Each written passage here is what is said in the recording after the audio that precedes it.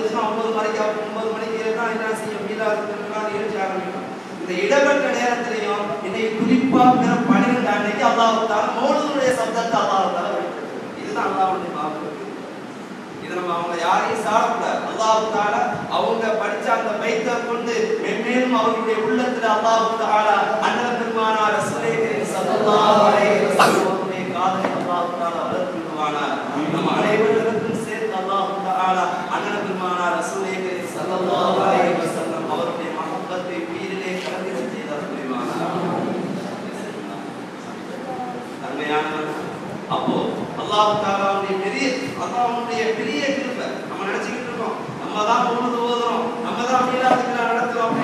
ஆனா அல்லாஹ்வுடைய நாட்டத்தை பாருங்க, இன்னைக்கு மகரிப்ல ஆரம்பிச்சிச்சு விசேஷம், தொடர்ந்து நடந்துகிட்டே இருக்குது. அல்லாஹ் அல்ஹம்துலில்லாஹ் அல்ஹம்துலில்லாஹ் எவ்வளவு நன்றி சொல்றதுனால அல்லாஹ் தஆலா நன்றி பாராட்டணும்.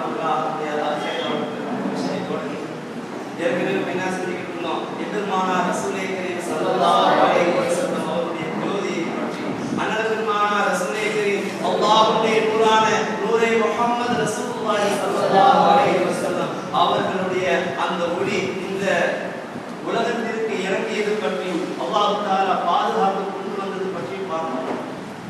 இறுதியாக சொன்னோம், சையதுனா நூஹ் அலைஹிஸ்ஸலாத்து வஸ்ஸலாம் அவர்களை அவர்களுடைய சமூகத்தினரையும் அல்லாஹ் தஆலா அந்த வெள்ளத்திலிருந்து அல்லாஹ் தஆலா காப்பாற்றியது முழுக்க காரணம் அண்ணல் பெருமானார்